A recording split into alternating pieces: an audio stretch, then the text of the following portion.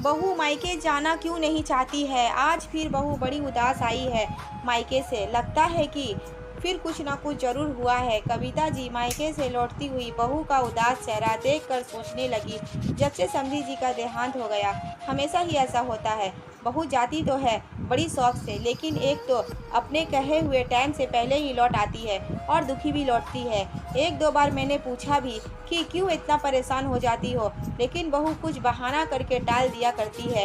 और आज भी वह जल्दी ही मायके से वापस आ गई, और जब से आई है तब से चेहरे पर ना जाने कितने उदासियों का बादल छाया हुआ है। रीना किचन में चाय बना रही थी, तभी कविता जी पानी लेने किचन में गई तो देखा कि रीना की आंखों से आंसू बह रहे हैं। क्या हुआ रीना बेटा? कविता जी ने सोचा कि वह रीना को अपने गले से लगाकर कुछ पूछे, लेकिन कुछ सोचकर फिर वह चुप हो गई। अपने प्यारी बहू की आंखों में आंसू देखकर तो उसका कलेजा कांप उठा, क्योंकि रीना को वह बहुत ज़्यादा प्यार करती थी। उस समय तो कविता जी चुप होकर बाहर चली गई, लेकिन उसने मन ही मन कुछ फैसला कर लिया। जब रीना चाय लेकर बाहर आई तो कविता जी से रहा नहीं गया, क्योंकि रीना की लाल लाल आंखें बहुत कुछ बोल रही थी। रीना बेटा, तुम इस बात को कोई गलत मतलब नहीं निकाल लेना, लेकिन बेटा मुझे तुम्हारा मायके से लौट कर आने पर यह उदास और परेशान चेहरा बिल्कुल अच्छा नहीं लगता है। कुछ तो बात जरूर है। रीना के माथे पर हाथ फेरती हुई प्यार से बोली। अचानक रीना कविता जी से लिपट गई और फूट फूट कर रोने लगी। मम्मी जी, वहाँ पर कुछ भी ठीक नहीं है। मैं 2 साल से यही सोच रही थी कि समय के साथ सब कुछ ठीक हो जाएगा, लेकिन शायद मैं हार गई। मैं कुछ ठीक नहीं कर पाई। मेरी मम्मी बहुत परेशान और दुखी है। यह बोलते बोलते रीना के मुंह से सिसकियां निकलने लगी। फिर वह अपने बीते हुए बातों में खो गई और बोली, पापा अचानक हम लोगों को छोड़कर चले गए। बड़े भैया राकेश का जब फोन आधी रात को आया, भैया ये क्या बोल रहे हो? पापा के जाने की खबर सुनकर बिल्कुल ही टूट गई। बहन, यह बात बिल्कुल सच है, यह राकेश ने रोते हुए बोला। रोती बिलखती हुई रीना अपने मायके पहुंच गई और अपनी मम्मी से लिपट कर रोने लगी। फिर कुछ ही देर में सब कुछ समाप्त हो गया।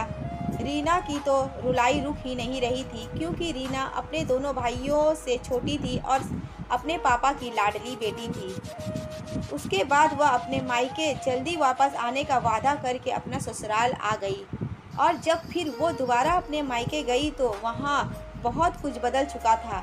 दोनों भाइयों और भाभियों में दुकान, प्रॉपर्टी, घर को लेकर झगड़ा लड़ाई चल रही थी, और यह तक कि वे दोनों अब अपने माँ को रखने के लिए भी तैयार नहीं थे।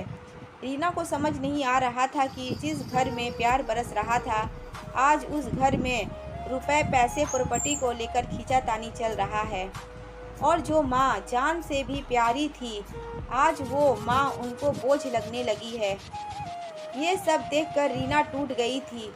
उसने अपने भाइयों और भाभियों को बहुत समझाने की कोशिश की, लेकिन अब वह अपने बहन जो सबकी लाडली और दुलारी थी, अब उसका कोई भी बात मानने और सुनने को तैयार नहीं थे। रीना को सबसे ज़्यादा अपनी माँ किरण देवी को लेकर चिंता हो रही थी। दोनों भाभी बड़ी एहसान जताकर उन्हें खाना देती, वो भी बासी तेबासी, रूखी सूखी 2-4 बातें बनाकर। लेकिन किरण जी उस टाइम भी कुछ नहीं बोलती, चुपचाप खा लिया करती, क्योंकि किरण देवी स्वभाव की बहुत ही सीधी सादी औरत थी। अब तो रीना जब भी अपने मायके जाती तो उसकी भाभी मुंह बना लिया करती, और चाय नाश्ता भी नहीं पूछती और ना ही खाना खाने देती। लेकिन इससे रीना को अपने अपमान को लेकर कोई चिंता नहीं था। वह तो अपनी माँ को लेकर दुखी होती। वह सोचती कुछ दिन अपने माँ के साथ हंसी खुशी से रहेगी। यही सोचकर वह अपने मायके आती, लेकिन अपने माँ के दुख को और परेशानी को देखकर वो इतना ज़्यादा दुखी हो जाती कि जल्दी ही वापस चली जाती। लेकिन उसको हमेशा यही चिंता खाई जाती कि उसका मान सम्मान ना हो मायके पर, लेकिन अपनी माँ के लिए वो कुछ कर पाती। भाई भाभी तो अपना अपना ज़िंदगी अच्छे से जीने लगे हैं। अचानक रीना के मुंह से ज़ोर ज़ोर से सिसकियाँ निकलने लगी। उसकी सास, ना बेटा, तू इतना ज़्यादा परेशान थी?